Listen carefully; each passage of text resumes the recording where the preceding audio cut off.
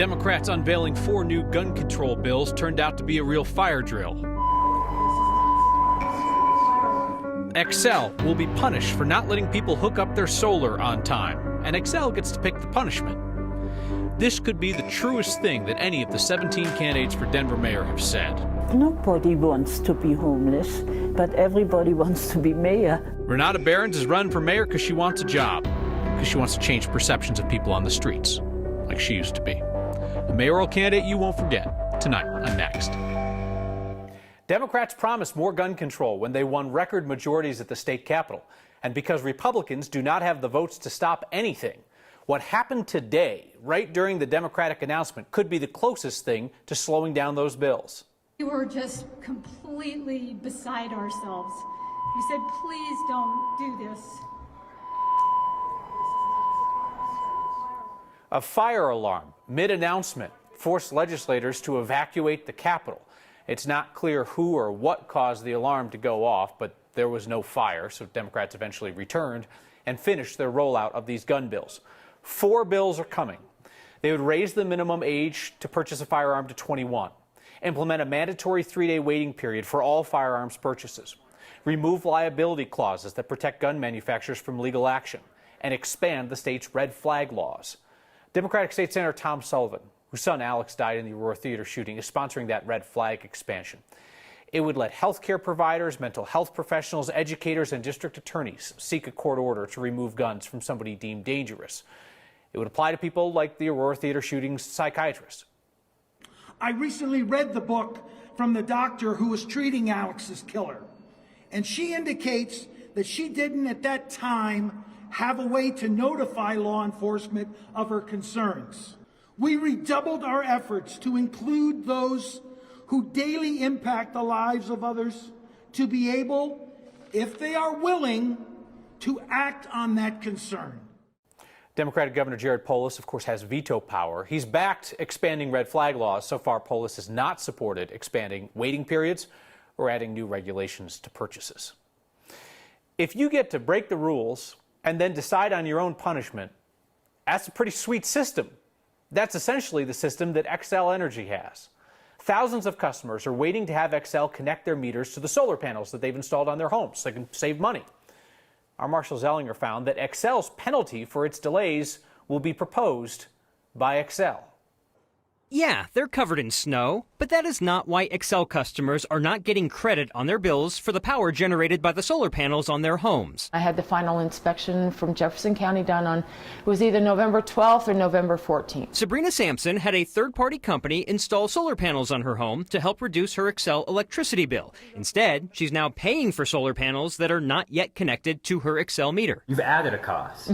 I have. And nothing coming back. Nothing coming back. We've heard from several Xcel customers with the same issue. The Public Utilities Commission has heard from even more. Last week, Xcel told the PUC that since January, 4,000 solar interconnection applications are awaiting review. And since October, 4,000 applications were rejected for being inaccurate or incomplete. That's not Sabrina's issue. She said a tech has come by twice when she wasn't home, but stopped at her fence. You guys were very quick to get your smart meter on, but when it comes to getting these solar panel meters on and up and running, nobody can get anything done. She was expecting them March 1st. Then something unexpected interrupted our interview. Wow, are you here to do my net meter? Yep. That is amazing. My gate is actually unlocked. Okay. Xcel showed up to do the connection. The tech did not even change the meter, just inspected it and some wires, and said he made some changes on his computer in his truck. Of all days for them to show up, today they show up. I guess all my phone calls have been paying off. At its weekly meeting, the PUC discussed Xcel's solar interconnection issue. But get this, the PUC is allowing Xcel to propose its own incentives for getting the job done and to suggest what penalties it should face for poor performance. It's clear there needs to be more structure, there needs to be tighter oversight, and there need to be financial incentives and penalties at play here because this is just plain not going well. I don't think that Xcel should be telling them what they should get for penalties or rewards. I think that somebody else should be telling Xcel what they're what is going to happen. So why does Xcel get to set its own rules? We asked that too. The PUC acts as a court. The commissioners are the judges that make the ruling. Xcel gets to present what it feels is fair and why, and then other groups, including the PUC staff, give their own opinion, and ultimately it will be the PUC that makes the decision after getting the feedback, but the first piece of feedback comes from Xcel. So this is not unlike their rate increases, where it's like, well, how many days do you think you should be grounded? 5 days, 10 days. Sweet. Okay, so I get stopped by people who want to talk about your Xcel reporting, and they want to pass along questions and that kind of thing. It's clear that like you've tapped into real interest in the community to learn more about this thing that impacts so many people. My inbox, my email inbox, marshall@9news.com, is the most robust area where I'm getting the feedback. Yeah. You're passing some feedback along as well, including a handwritten letter. I want to show this to you from Kay Johnson. I was supposed to meet with her today. Something came up and we couldn't meet. A handwritten letter sent to us to explain the same thing. And I know it's got a lot of numbers in there, but look at that penmanship. I was about to say, lost art. That's beautiful. And her issue was the same. I've got this solar panels on my home. They're not connected yet. Look at what my bill is doing. Can you help me? Stay after it. Kay's watching, and she's literally writing in. Thank you, Marshall. The only sheriff's office in Colorado that has a special deal to work closely with immigration agents just got the go-ahead from a judge to continue that arrangement. Teller County was sued by the ACLU over this. Colorado law bans law enforcement officers from detaining people on behalf of federal immigration charges. Teller County worked out a special deal with ICE, where its deputies are technically working for ICE when they take those actions. ACLU says that's a loophole. They're going to appeal. Denver restricted cooperation with immigration agents even before the state did. In 2017, city employees in Denver, including law enforcement, have been significantly limited on communication with ICE. Well, now mayoral candidate Kwame Spearman says he would like to change that if possible. Spearman told a conservative talk radio show this morning that Denver police should resume their cooperation and communication with immigration agents. Spearman acknowledged that he doesn't really know a lot about the current rules, and he did say he wants to keep Denver's unofficial status as a sanctuary city. But Spearman said communication with ICE agents should be occurring. And Spearman also suggested that if immigration agents can't easily pick up people in Denver, well, they might be able to detain them outside the city as they come and go to work. What we see is typically that this is not the city where people who are here illegally are necessarily living. They may be working here, but from a living perspective, I think there are border opportunities for us to apply the letter of the law. Spearman's been running a largely law and order based campaign that's attracted considerable conservative support. Last night on Next, Spearman criticized unhoused people for warming themselves by a fire on a single-digit night. He pointed out that that's illegal. And Spearman's suggestion of increased immigration enforcement has drawn some pretty quick reaction from fellow Democrats. State Senator Julie Gonzalez, for one, said that Spearman's view is out of step with Denver values. She suggested that Spearman stop talking. So while the rest of us are going about our lives, there is a private battle playing out right now between influential groups over how much we will pay when we eventually go to the doctor. Everyone we talk to agreed the people who stand to lose the most here are patients, those of us just going about our lives until we need a doctor. Here's Nusha Roy.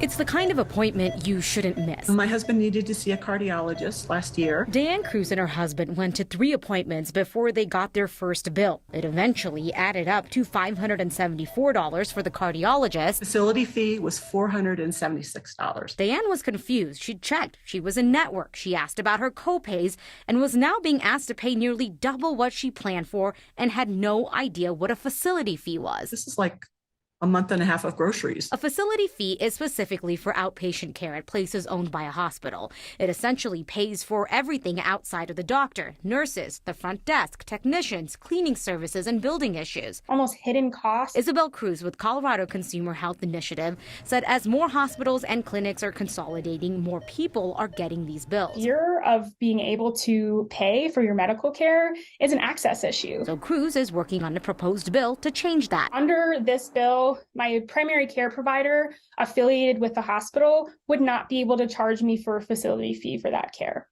But if I was going to a freestanding emergency department seeking emergency care, you would be able to be charged for a facility fee. It would also require itemized bills, no facility fees for telehealth, and notices that a person is getting care in a place that can charge these fees in at least English and Spanish. The likelihood that access to care in that setting is decimated is high. It's resulted in a coordinated response from hospitals and the Hospital Association, who said they stand to lose billions. We are talking about what could be 100 or 150 clinics just for UC Health that are at risk from this bill. Dan Weaver with UC Health said many of those clinics are approaching them to join the hospital system because it makes more financial sense with things like technology and IT services. Clinics, he said, work with many vulnerable patients who could lose out on care if facility fees disappear. My husband has already said, I don't want to go to a doctor. I've paid enough already. That was the fear from everyone we talked to today, that they were worried that people weren't going to get the care that they need. They just don't agree on how to go about it. So there's been a lot of talk, especially recently, about how much money hospitals actually have, with advocates saying the bigger hospital systems have a better cushion, and they're saying tap into how much executives make. But then UC Health and the Hospital Association said, hey, hold on, conditions have changed. That cushion is old news. Their financial outlook is not good, and that taking money from executives wouldn't cover the financial losses from losing facility fees. Then you talk to the smaller rural hospitals, Kyle, and they said facility fees can make up as much as 80% of their revenue. Wow. So, I mean, all of this, again, is talking about outpatient services. Like, how much of the medical care universe is that? Yeah, UC Health says it makes up about 98% of their services. And there was this big push across the state to go towards outpatient services because it made more sense money-wise. It was more comfortable for people, more convenient for people. And so that's a huge portion of their population that they're serving. I think what we can expect moving forward is a lot of debate. I mean, even today, there was all this back and forth between both sides about the reach of this bill with the way that it's written right now. Anusha, thank you. One of the longest long shots in the race for Denver mayor says no one wants to be homeless, but everyone wants to be mayor. She's been in both places. I wouldn't tell them what they have to do. And exercise, not as a chore or hassle, but as a ticket to empowerment. Next.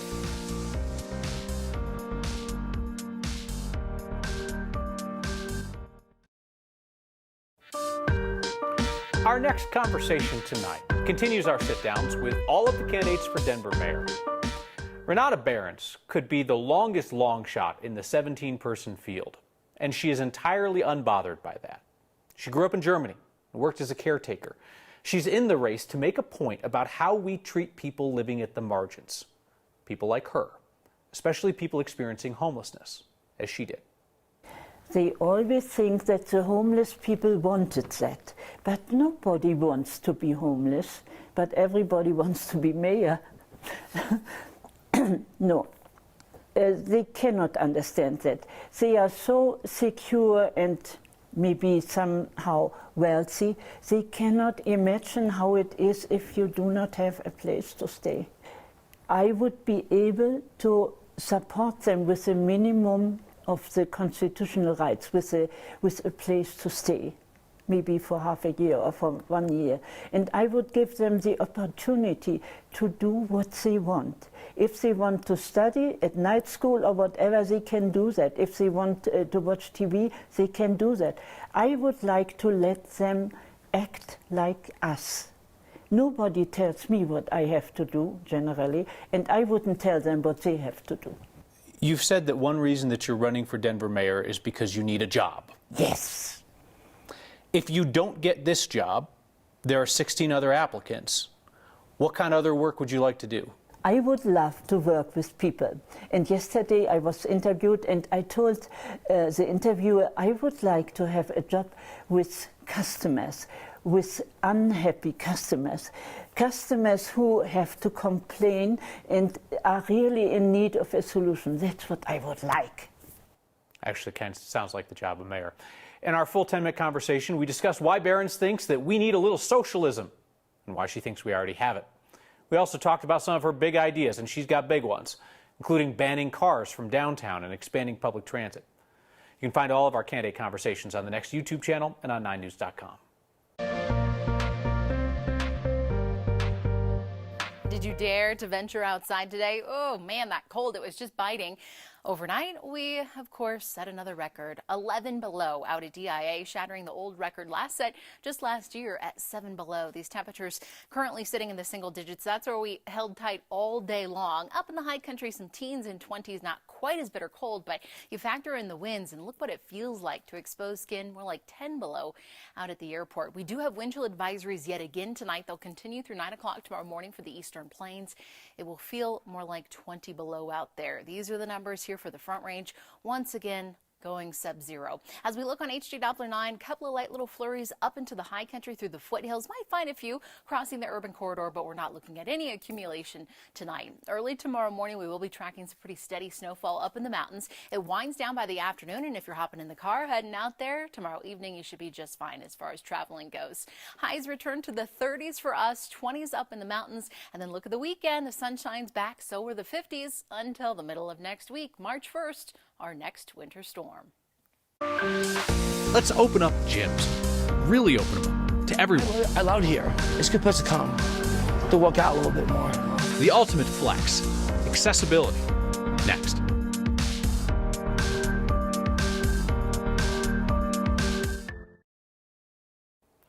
Let's be honest about gyms. They can be intimidating places if you're not there all the time and you're familiar with them, especially for people with different needs. Which is why it was so cool that we got to go along with some young adults empowered to work out as the YMCA works with a nonprofit called 4 Abilities. This is beyond strength training. It's about independence. Hey, Sean, would you put glasses? Everybody has abilities. Some of them are just different. I'm about the best at it. My name is Kelly Wilson. Yep. And I run an organization called 4 Abilities. It's easy. 4 Abilities provides support and services to young adults that have different abilities. I'll show the Porsche. I'll show how I do it. The Live Master does it. I started this organization because my 3 boys had graduated from high school, and I found that there wasn't anything out there to support them as individuals. That's how you do it. One thing that's really important to my family is that ability to choose things to do that are really interesting to you as an individual. So Ryan, he's the one who leaves here covered in sweat every single time. You know what I did, ladies? Colin. Look at me, Moss. I'm doing today. Colin is all about showing you his pipes. I'm a disc guy. I love discs, but I want my job. I love it. Sean will work through the circuit and then he hits the bikes. Woo. He really likes the bikes. Those are my 3 boys. One of our other members, Josh, he will work on his boxing until he hits at least 600 calories. So my message is, it doesn't take a lot 3 to empower all people 2 to live their best and active lives. 1.5. Just kidding.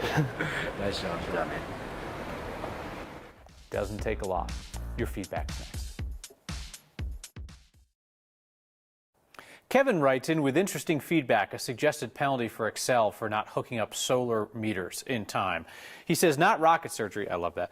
Give Xcel a reasonable amount of time, say 3 weeks, and then after that, credit the homeowner for the electricity provided by the panels. Maybe Xcel will suggest that as their punishment. Maybe they won't. Jen and Randy write in to say about our coverage of the mayoral race, can we get more coverage of other mayoral candidates besides Kwame Spearman? We've seen enough of his positions this week to last us for the next month. So, yeah, we did have our extended interview with him today, and we covered his immigration views today because they're at odds with the other candidates in the race. We're going to keep bringing you interviews with each and every candidate in the race, and we'll try to highlight when somebody's kind of out by their lonesome on an issue. See you next time.